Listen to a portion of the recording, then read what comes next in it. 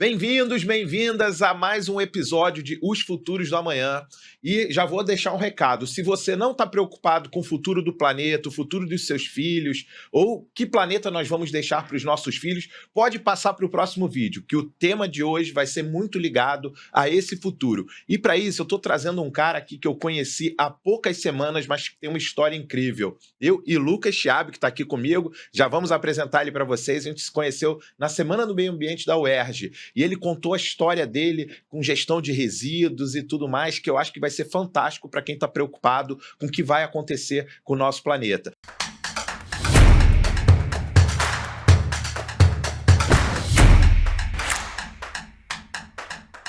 Ele é fundador da Ciclo Orgânico, mas tem uma história incrível para contar aqui para vocês. Lucas, obrigado aí por ter aceitado o nosso convite.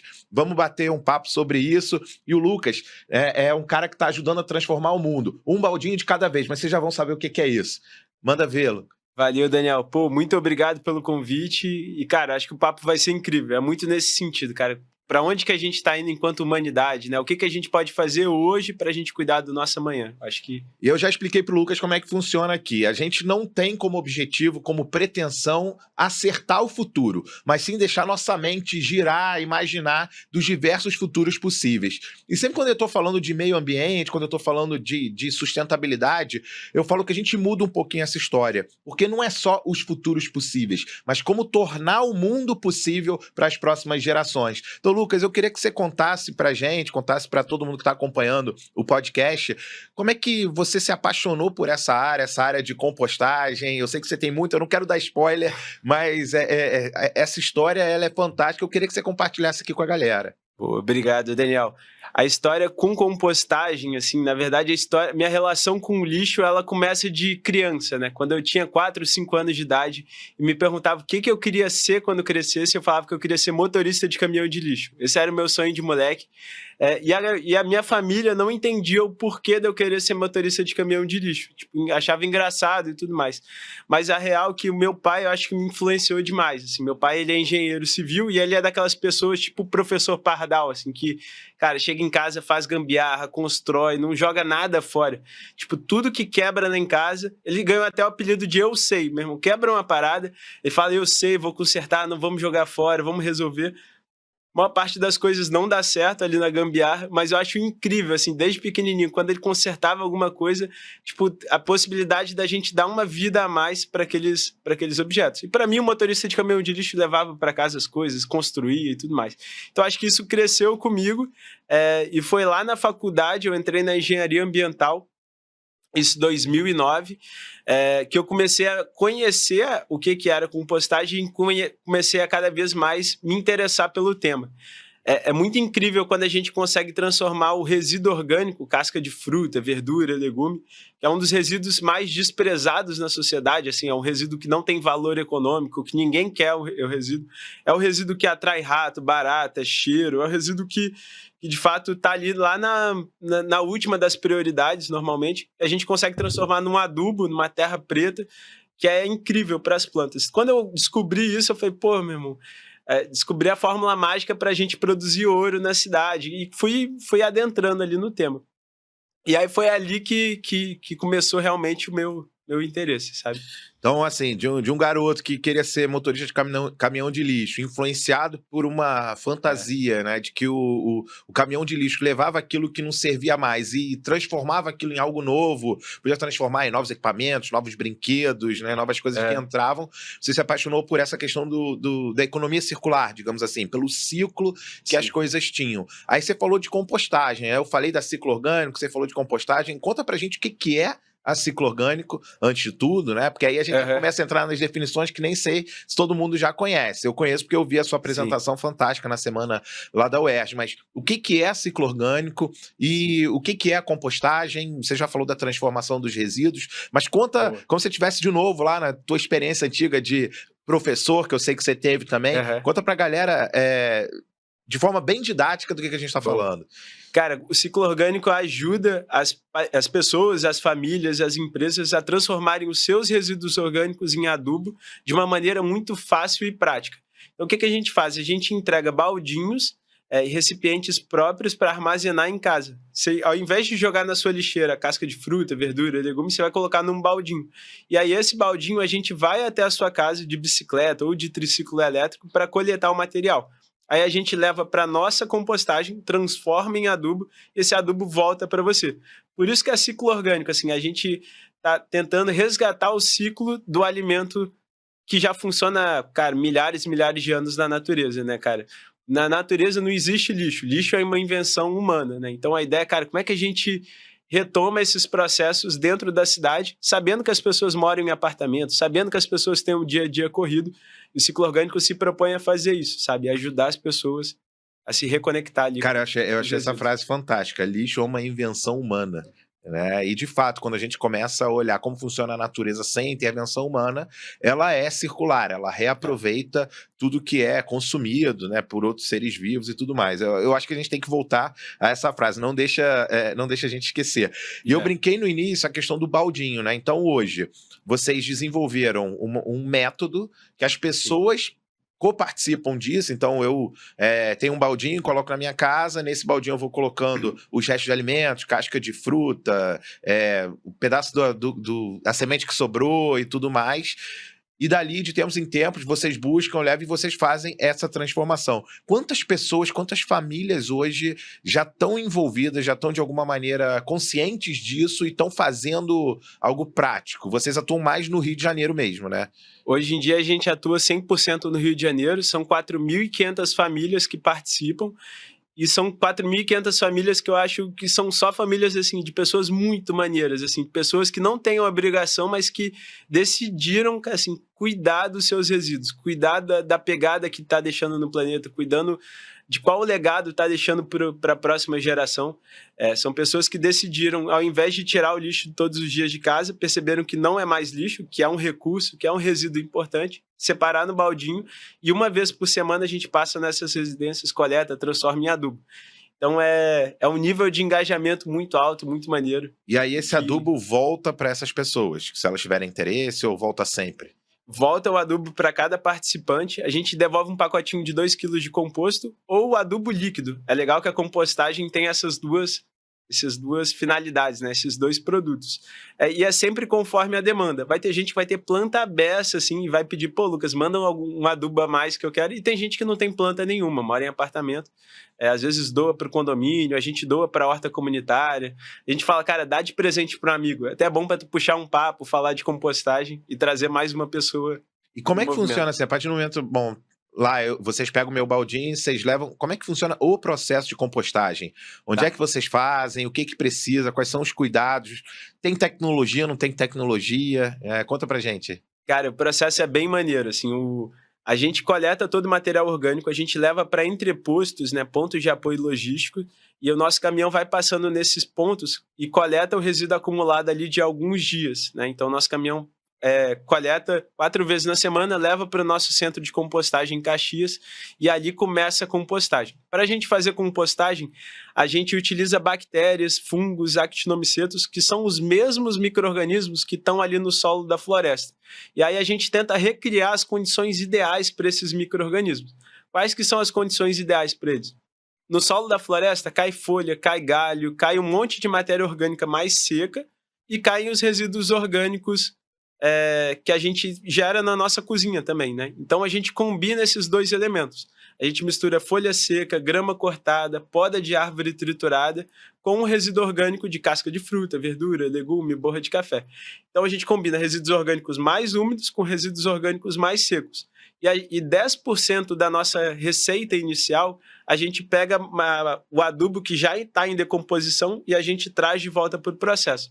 A gente fala que é igual fazer iogurte, sabe? Tipo, tem que estar sempre inoculando a etapa inicial. A gente mistura super bem, faz uma montanha, as nossas montanhas, nossas pilhas têm 2 metros de altura por quase 10 metros de comprimento, e essas montanhas começam a esquentar. O processo de decomposição libera o calor, que traz as bactérias mais interessantes para o processo de compostagem.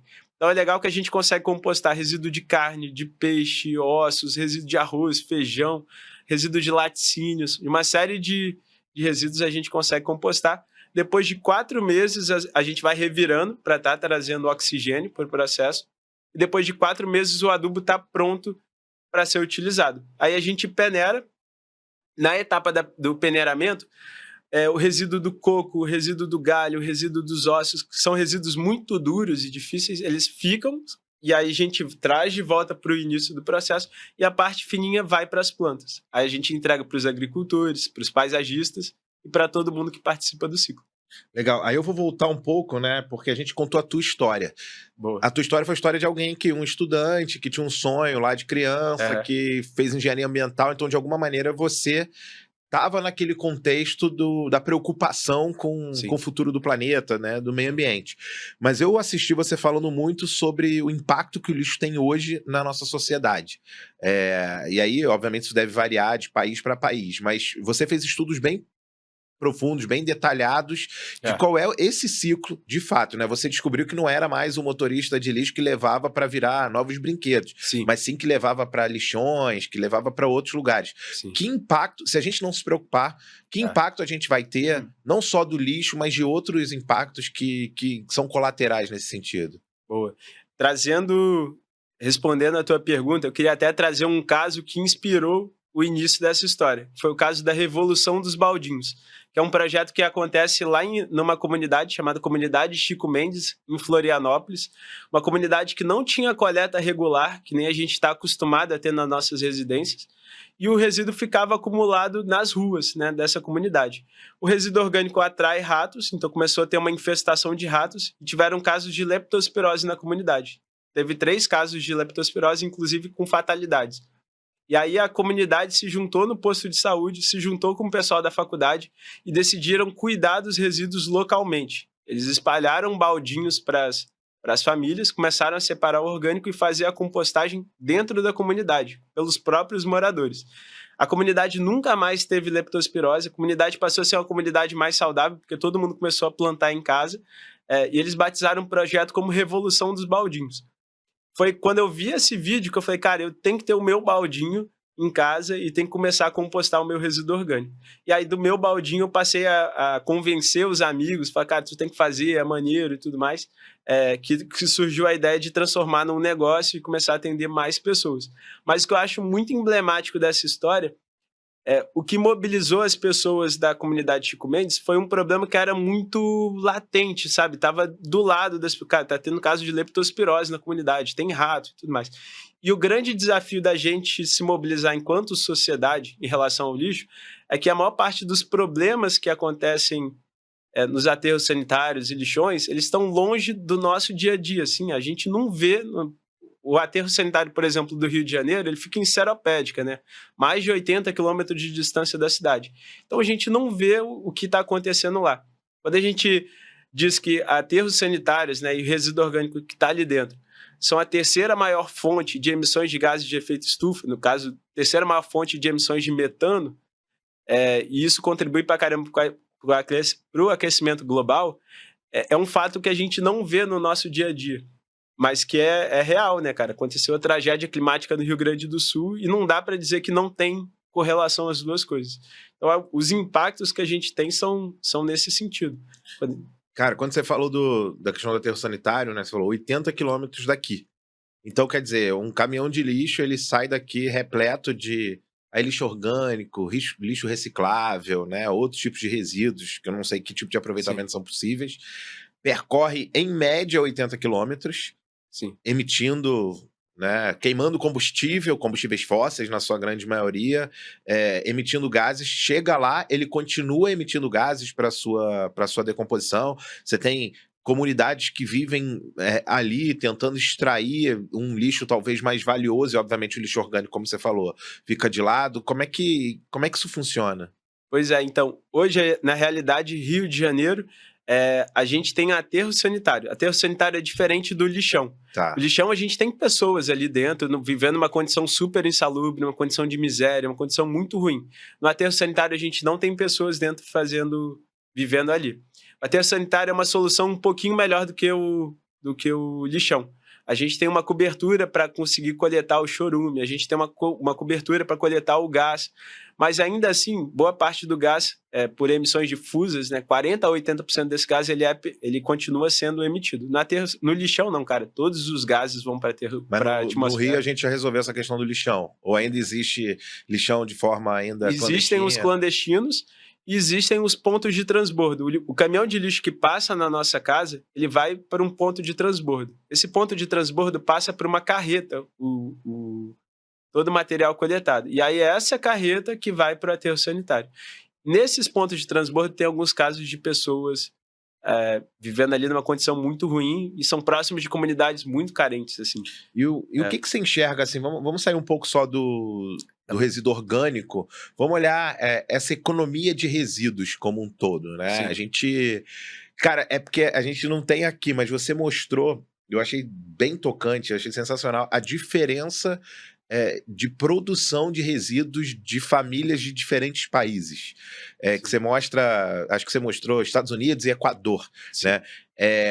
A gente não tem noção, acho que eu...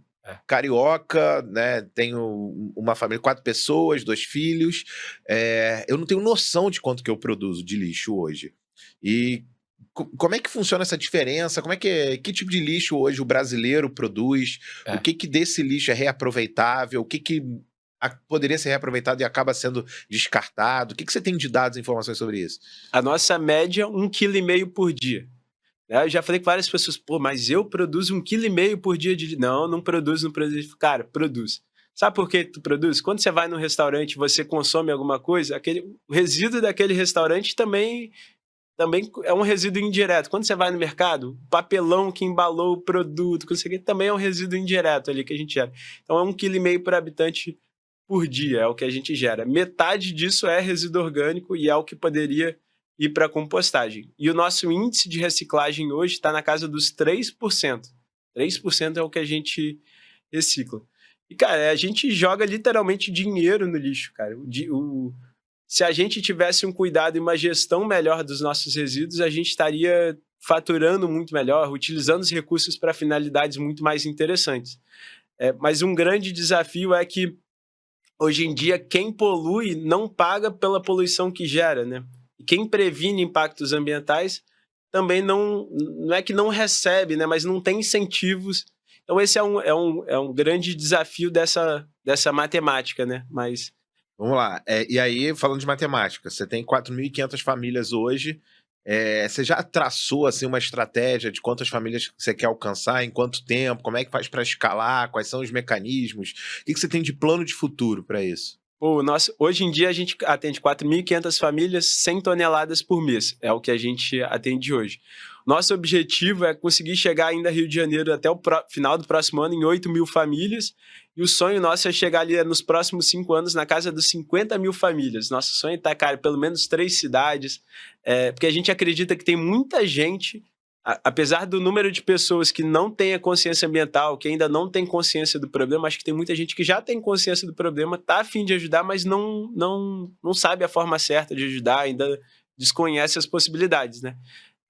Então é um pouquinho do planejamento de futuro. E como é que você chega nessas 8.000 depois nessas 50.000 famílias? Pois é, então, um caminho legal que a gente traçou na empresa, a gente fez um equity crowdfunding há 1 ano atrás, foi muito maneiro. A gente levantou R$1 milhão em 24 horas. E foi bem legal que o aporte desses recursos foram feitos principalmente pelos clientes do ciclo. Então foi muito maneiro ver o quanto que a galera de fato é engajada e acredita no futuro da causa e no futuro do negócio também, né? Então a ideia é fazer mais rodadas nesse sentido. Mas aí você pega esse capital e você investiu no quê? Assim? A gente investiu muito na estrutura, então a gente trouxe uma frota elétrica de triciclos elétricos para trazer otimização na logística. A gente está trazendo agora uma máquina de limpeza industrial de baldes para padronizar o processo de limpeza de cada baldinho. E a gente tem investido muito na máquina de vendas nossa, assim, cara, investir na questão de conteúdo, investir na questão de captação de novos clientes através de tráfego pago.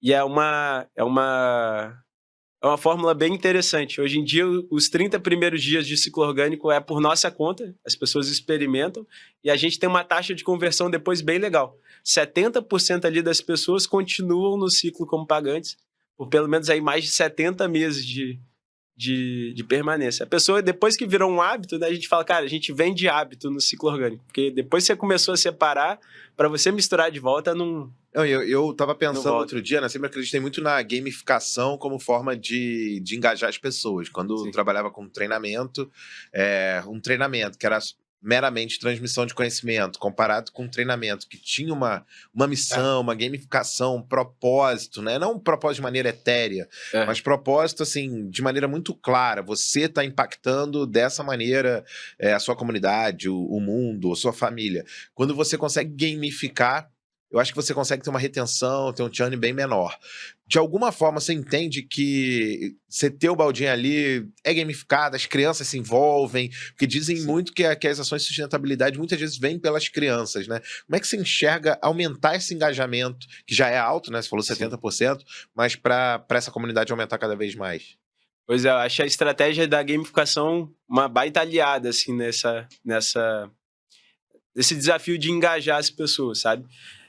Hoje em dia, o que a gente faz nesse sentido é a questão da metrificação, então, da gente conseguir dizer para a pessoa quantos quilos foram, quanto de adubo foi produzido, quanto de emissões foram evitadas. Então, a gente manda um relatório todo mês para as pessoas e a gente manda de uma forma que ele é compartilhável ali pelo Stories do Instagram.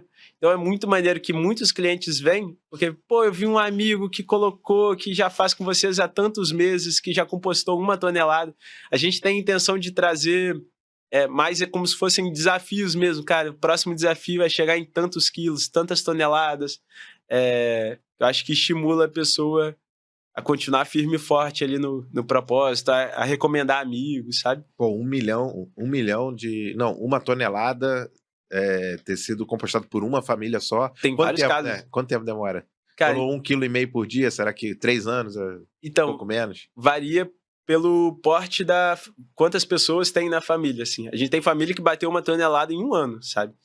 Tem famílias, a média ali são 2 anos, 2 a 3 anos é a média. Não, e de fato você começa quase que a competir, né? Com você, com seus amigos e tal, né? E começa até no papo que a gente teve, né? O professor Rafael, queria só fazer um agradecimento especial ao professor Rafael Pinho, que apresentou o Lucas para toda a comunidade ali da UERJ, e eu estava nesse momento.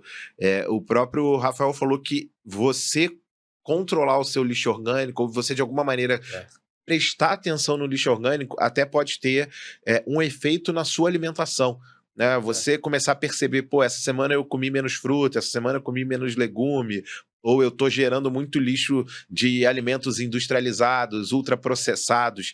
Você percebeu isso na prática acontecendo com os clientes da Ciclo Orgânico?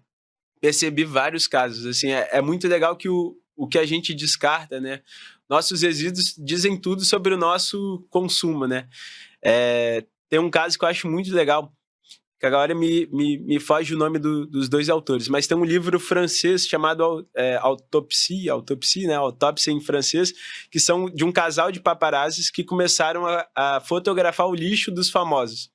E aí eles começaram a fotografar de vários famosos no mundo todo, porque o lixo dos famosos dizia um monte sobre o que aquelas pessoas faziam, sobre o comportamento e tudo mais. E eles começaram a ver a diferença do lixo.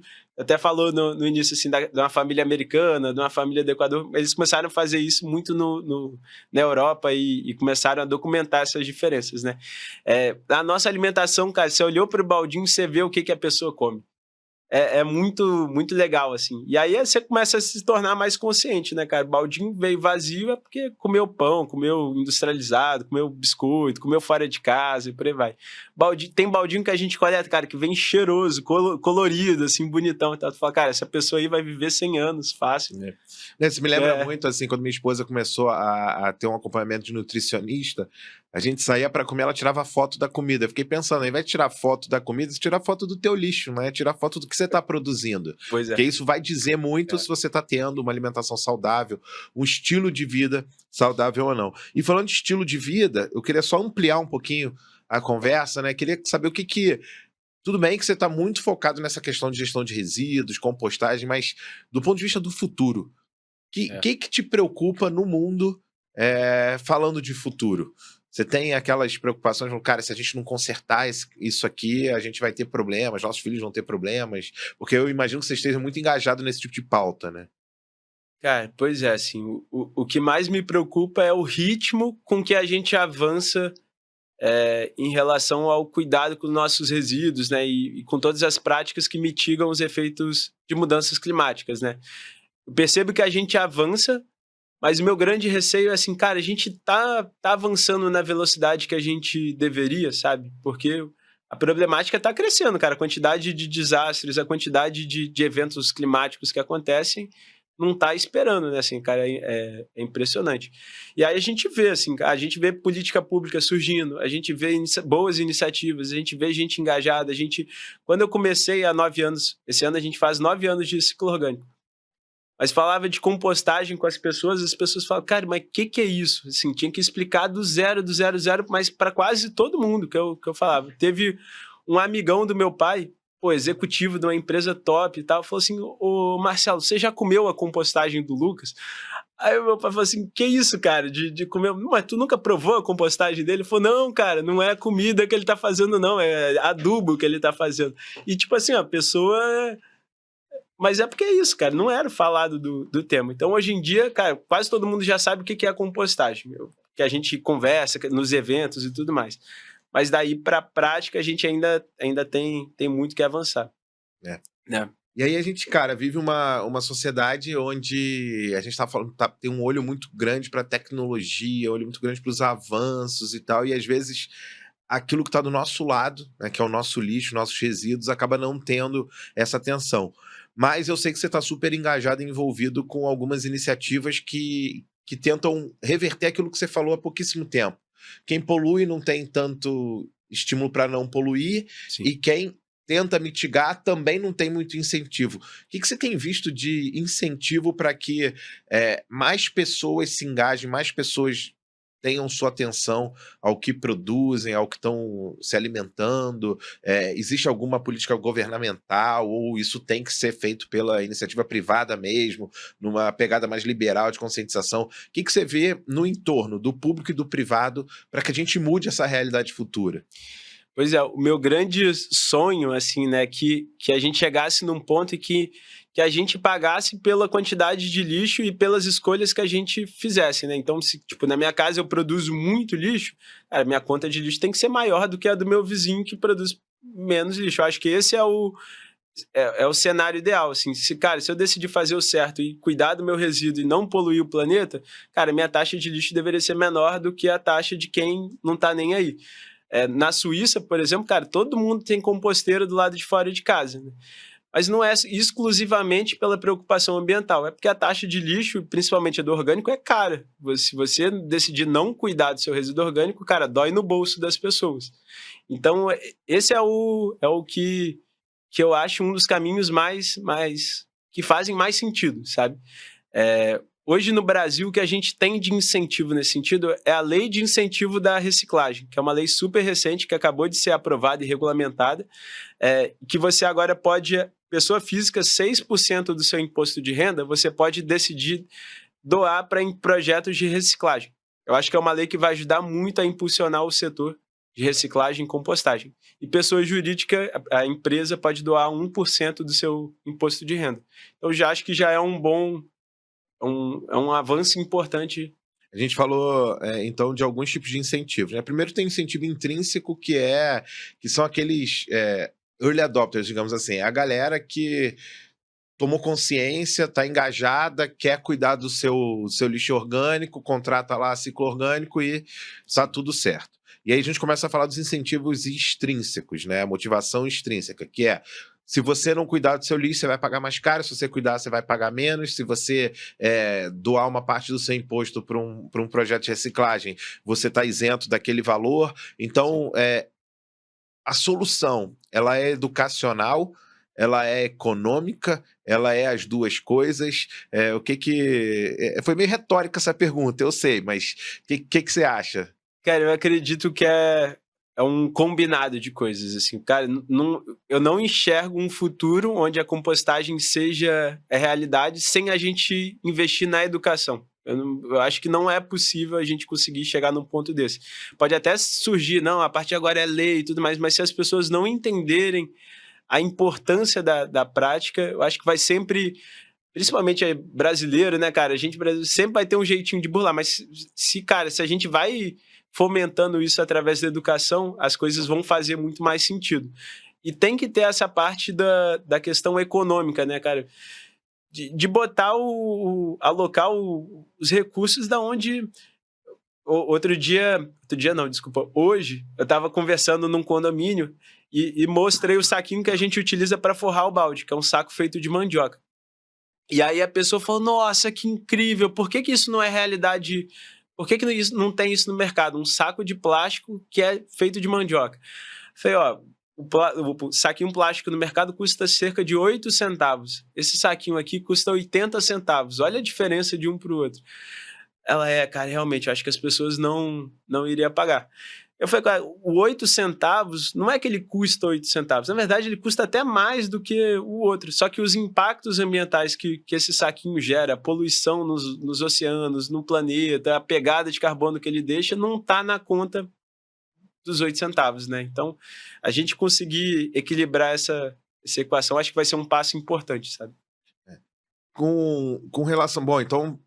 Voltando à questão, você fez o equity crowdfunding, ou seja, você usou tecnologia para alcançar pessoas que acreditavam no projeto, coletou lá 1 milhão, investiu esse 1 milhão numa frota elétrica de, bicicletas? Triciclos elétricos. O que você viu de impacto? O impacto foi só na pegada de carbono que a ciclo orgânico faz? Você já viu uma diferença na própria eficiência, no engajamento das pessoas? O que teve de impacto além de você apenas investir em poluir menos, né? Ou aumentar a velocidade? Pois é, um impacto super importante foi na questão do engajamento dos colaboradores. Antes da frota elétrica, a maior parte das coletas eram feitas na bicicleta, nos triciclos de carga. E aí o trabalho da equipe era um trabalho muito mais pesado do que é hoje em dia. E aí a gente conseguiu perceber os colaboradores se sentindo mais valorizados, tendo um dia a dia de trabalho mais eficiente. A gente conseguiu melhorar a performance deles, a quantidade de coletas que cada coletor faz. A gente conseguiu melhorar a pontualidade nas coletas. Muitas das pessoas que a gente atende têm preferências de horário, porque não tem portaria, porque tem uma pessoa em casa para receber o baldinho até um determinado horário. Então a gente começou a ser mais pontual. Mas eu acho que o principal está na cultura da empresa. A gente conseguiu alinhar melhor a cultura da empresa com os valores, trazer a equipe mais engajada. E eu acho que é um passo muito importante, porque para a gente chegar em 8 mil, 50 mil, é importante ter gente, cuidar das pessoas que estão com a gente, né? E ter gente alinhada com esse propósito e com o que a gente valoriza. São quantas pessoas hoje, né? São 44. 44. E todo mundo tem consciência dessa cultura, desse propósito, porque você poderia vender a empresa de diferentes formas, né? Poderia ser só uma empresa de coleta, como tem várias aí, né? Que quem tem um restaurante tem que contratar uma coleta de lixo especial e tal. Mas você consegue, quando as pessoas perguntam onde você trabalha, o que tem lá, como que as pessoas vendem a ideia da ciclo orgânico para os outros, para os colegas, para os amigos? É muito gratificante ver a equipe falando assim quando pergunta para a equipe que trabalha ali no dia a dia na coleta, cara, o que você faz? Aí a galera começa a falar, cara, coleta material orgânico, lá na empresa a gente transforma em adubo, faz bem para o meio ambiente, faz bem para as plantas e tudo mais. E esse trabalho de cultura, eu acho que é um trabalho contínuo, sabe? Na semana passada a gente levou boa parte da equipe para conhecer o processo de compostagem, porque quem faz a coleta trabalha aqui no Rio de Janeiro, né? E tem uma outra equipe que faz a compostagem. A gente fica, precisam conhecer, ver como é que funciona o processo. A gente atende o Museu da Manhã aqui no Rio. No domingo agora a gente vai levar a equipe no Museu da Manhã para conhecer. Fala, cara, vocês precisam entender qual é o impacto.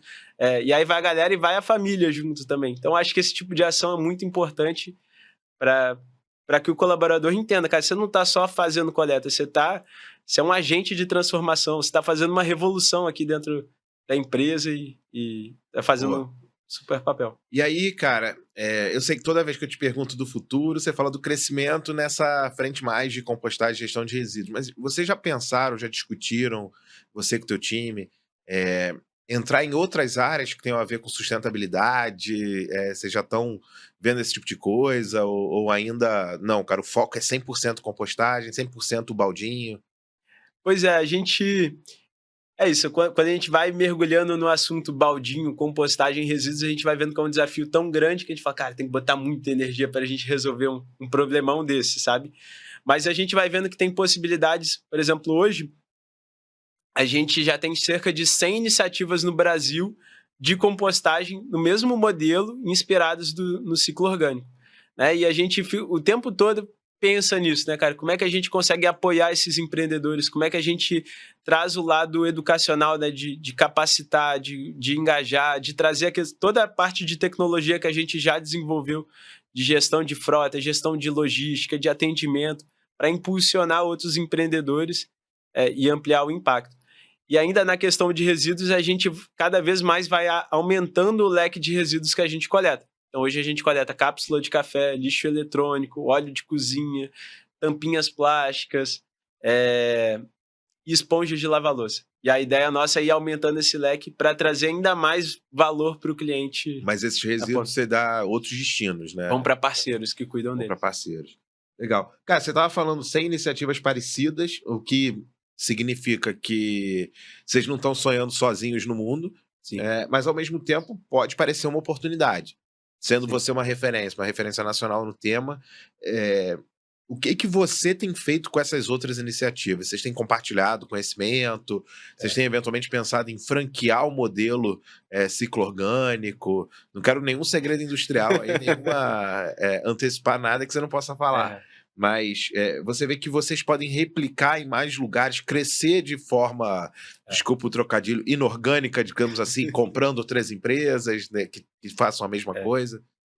Então, esse futuro a gente imagina, mas a gente ainda não tem uma clareza tão grande. Assim, o que a gente faz hoje, a gente participou da fundação da B Compostagem, de uma associação para a gente poder batalhar por políticas públicas e para a gente estar em rede, né? Estar conectado em rede. O aprendizado que a gente tem aqui muitas vezes ajuda o amigo que está em Florianópolis, o aprendizado com o amigo que está em São Paulo, às vezes ajuda a nossa operação, e essa rede funciona super bem. A gente teve os amigos de Belo Horizonte vindo conhecer o nosso caminhão, vindo conhecer o nosso modelo, os amigos de Niterói vindo conhecer o nosso pátio de compostagem.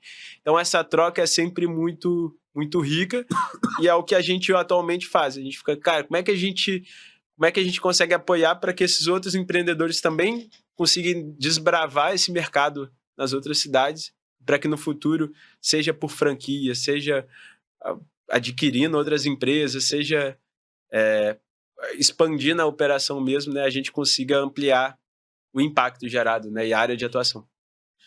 E, cara, você falou que a gente joga fora muito dinheiro, né? Como é que dá para ganhar dinheiro com lixo, então?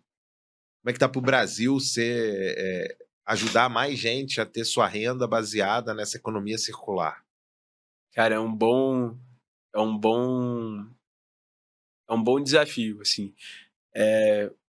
A maior dificuldade quando a gente fala em resolver essa problemática está no lado humano da coisa, assim, de, cara, como é que a gente muda a nossa cultura, uma cultura de descarte, uma cultura de se livrar dos resíduos, uma cultura de falar... É impressionante a quantidade de pessoas que falam, quando você começa a falar de reciclagem e compostagem, mas isso vai dar trabalho. A gente fala, cara, é uma atitude tão simples. Na hora de escolher a lixeira que você vai colocar, em vez de colocar tudo na mesma, você vai escolher. Esse é reciclável, esse é orgânico e esse é rejeito, sabe? Então, como é que a gente convence as pessoas? Como é que a gente traz estratégias que fazem com que as pessoas mudem os seus hábitos? É o maior desafio para a gente conseguir transformar resíduo em recurso financeiro. Porque uma vez que você misturou orgânico com uma garrafa PET, já era. Você não consegue nem compostar o orgânico e nem reciclar a garrafa PET. Ali que está o maior desafio. Então, se todo mundo, cara, não precisa contratar empresa, não precisa abrir a carteira, não precisa fazer nada, separa as coisas, a gente já estaria, a gente já tinha recuperado muito dinheiro. Esse é o seria já um baita passo, né? Obviamente, não adianta só a gente separar, assim, separar e tentar conectar com a cooperativa, tentar conectar com a empresa de compostagem, perturbar o governo, a gente precisa dar o destino correto, mas esse primeiro passo, separa, é muito importante, muito importante. Agora, vou voltar um pouquinho na história aqui, que eu vi você falando, achei curioso, que quando você estava na faculdade, começou a trabalhar com isso, a galera achava que você estava meio maluco, né? Conta um pouquinho, cara, que eu achei curioso. Pois é, assim, era engraçado que, à medida que os amigos estavam começando a trabalhar de roupa social, eu estava começando a trabalhar com botina, com enxada, com facão na mochila e tudo mais, e aí a galera ia olhando assim e falava assim, caraca, Lucas, que caminho você tá escolhendo? Eu falei, não, tô trabalhando com compostagem, é uma parada maneira, que não sei o que e tal. E aí, tipo assim, tinha metade dos amigos que chegavam e falavam assim, Lucas, cara, isso é loucura, isso não vai dar certo e tudo mais. E tinha metade dos amigos que falavam, tipo assim, pô, legal, cara, legal. Mas por trás, tu sabia que a pessoa tava pensando que era uma viagem, sabe? E aí foi legal, assim, que à medida que o ciclo orgânico foi ganhando formato e tudo mais, aí as pessoas começaram a entender e falar, caraca, maneiro que tu tava construindo ali, e eu nem me liguei, né? Mas E hoje, eles estão fazendo o quê? Cara, E eles olham para ciclo orgânico e pensam o quê, cara? Tem vários amigos que são clientes, tem vários amigos que são sócios embaixadores, né, que investiram no Equity Crowdfunding. São vários amigos que hoje em dia estão em empresas muito maneiras e falam, Lucas, vem cá participar da empresa, que mobilizam as suas empresas para estarem fazendo compostagem. É muito maneiro, todos eles são engajados com a causa. Tem amigo que hoje trabalha como produtor orgânico, está plantando café e já usou o adubo na produção de café. Tem amigos que entraram no ramo da sustentabilidade e estão trabalhando com reciclagem. Então, é muito maneiro. Assim. Agora, do ponto de vista ambiental, a ciclo orgânico é sustentável. Do ponto de vista financeiro, é possível criar uma empresa sustentável que cresça para fazer isso que vocês estão fazendo? Porque imagina, você ter 100 empresas inspiradas no teu modelo pelo Brasil, imagino que seja um bom negócio. Sim. Então, é um bom negócio. O grande desafio da empresa está na questão logística, né, cara? Está na questão logística. Assim, o tempo todo, a maior parte dos recursos que a gente gasta assim, no dia a dia tem a ver com a manutenção da equipe de coleta, né? Então, é um ponto muito importante estar sempre de olho na questão dos indicadores de performance de coleta e estar atento também na retenção da pessoa que assina, que é um negócio recorrente, né? Então, o tempo todo, o grande desafio nosso é manter um relacionamento, que a pessoa fique por muito tempo, indique muitos amigos. E aí, do ponto de vista financeiro, a conta fecha também. Hoje em dia, a gente está num ponto que a gente está utilizando os recursos e a gente, propositalmente, está investindo mais recursos do que a gente fatura, né? Mas durante muitos anos, a empresa foi bootstrap mesmo, assim, a gente... Não só pela botina, né? Não só pela botina. No nosso caso, literalmente mesmo, né? Mas a gente ia reinvestindo todo o recurso, sempre da maneira, assim, muito na parceria. Era parque, o escritório era num parque lá no Maitá, na parceria, né? E tudo na bicicleta. Você falou das 8 mil famílias, depois mais as 50 mil famílias, mas isso é objetivo, meta palpável. Mas, cara, se você pudesse falar do sonho, né? Que é teu sonho, cara? Teu sonho grande? Qual é o grande impacto que você quer causar no mundo, não só como ciclo orgânico, mas como Lucas, ou como time que você montou? Que sonho é esse? Não para um ano, não para 2 anos, mas para 5, para 10, para 20 anos futuros. Onde, se você pudesse imaginar esse futuro possível, esses futuros possíveis, o que você encontraria do ponto de vista de sustentabilidade? Ou até quiser falar de outras áreas. O que você imagina para esse futuro? Cara, o que eu imagino para esse futuro, assim, o que é o sonho grande, é conseguir mudar a cultura do brasileiro em relação aos resíduos, sabe? Chegar num ponto que a gente perceba que as pessoas entendam, cara, resíduo orgânico não é lixo, resíduo orgânico é recurso, cara, tem valor, deve ir para a compostagem, e saber que o ciclo orgânico fez uma parte importante nessa mudança cultural. Acho que esse é o sonho grande, assim, saber que a gente tem uma equipe enorme que trabalha, que trabalha bem, que a gente gosta, que a gente admira, valoriza. Acho que é o sonho grande, assim. Um dos sonhos que eu realizei, assim, acho que no ciclo, foi uma vez conversando com um colaborador que trabalhou 2 anos, assim, com a gente, né? E aí eu falo assim, Bruno, vem cá, cara, o que tu aprendeu nesses 2 anos de ciclo orgânico, né?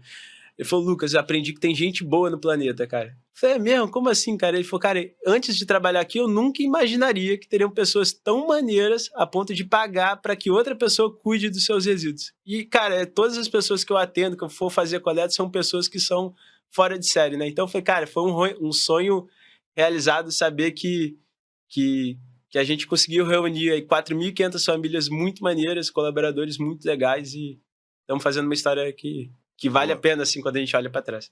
E do ponto de vista de educação, você falou que você acredita muito nisso. Vocês já estão com iniciativas educacionais, além, obviamente, do marketing que vocês fazem como ciclo orgânico? A gente faz aquilo que o nosso braço consegue abraçar hoje em dia, né? Assim, a gente atende algumas escolas, a gente faz muita palestra em escola pública, escola particular, a gente recebe muitas escolas para conhecerem tanto o pátio de compostagem como a nossa base em Botafogo. Sempre que chamam a gente leva as minhocas com o maior prazer. A gente grava muito conteúdo. A gente tem uma iniciativa muito legal que é o Ciclo Solidário também. A gente atende uma escola filantrópica e quem financia a coleta nessa escola filantrópica são clientes que pagam uma taxinha a mais no baldinho e a gente atende ali 400 crianças, falamos pra caramba da compostagem. Tem todo o trabalho muito legal em parceria com a favela orgânica da Regina Celli, que cuida, cara, da cozinha, da refeição, do combate ao desperdício, que é um ponto bem importante. Então é o que a gente vem fazendo hoje em dia em relação à educação. Entrei aqui no site, cara, tô vendo alguns números, né? Cara, 615.297 coletas efetuadas desde 2015, 427.682 quilômetros pedalados, quase 17 mil toneladas de impacto positivo, 5.620 toneladas de resíduos orgânicos coletados, 4.310 toneladas de emissões de CO2 evitados. Agora, por exemplo, isso que vocês fazem, isso aqui é elegível a crédito de carbono? É elegível a lei que você citou de incentivo à reciclagem? Vocês estão conseguindo capturar esse tipo de mecanismo de financiamento? Então, da lei de incentivo à reciclagem, sim, a gente até vai submeter alguns projetos para tentar captar recurso via essa lei. Agora, para créditos de carbono, ainda não.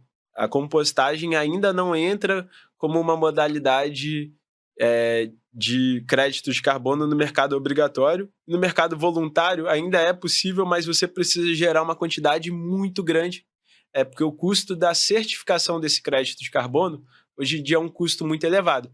Mas hoje, junto com um grupo de sócios embaixadores, a gente tem buscado estratégias para tentar, através de blockchain, para a gente conseguir transformar isso em créditos de carbono certificados, auditados, garantidos, e que a gente consiga comercializar com empresas e famílias que querem abater na sua pegada de carbono. Então, eu te perguntei isso porque, cara, a gente já teve aqui o Jean-Marc Sasson, né, que é um cara de ESG 4.0, e o Christian Aranha, que é um cara que fala de blockchain e tal. E todo mundo, sempre quando a gente tá falando disso, as pessoas falam assim, cara, crédito carbono, blockchain, outras modalidades, é exatamente essa questão da tokenização, né? Como é que eu consigo tokenizar esse impacto que claramente aqui é um impacto super positivo, que você hoje precisa de incentivos financeiros, não você, a empresa, né? Você fala muito a questão da pessoa ser, como é que eu posso chamar assim, altruísta ou geocêntrica, né? Como a gente ouviu naquele papo lá, voltada para o mundo, tá preocupada com o mundo.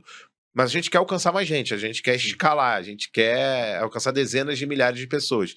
Então, quanto mais a gente conseguir usar essas tecnologias para avançar nesse conceito, melhor, né? Mas, cara, eu queria que você tentasse, então, empacotar agora, sem empacotar com material não reciclável, não aproveitável, mas tentasse empacotar um pouquinho qual é a mensagem que você quer deixar para o futuro, qual é a mensagem que você quer deixar para os adultos que estão vendo isso aqui, para as crianças que, quem sabe, um dia podem ver isso aqui que a gente está falando.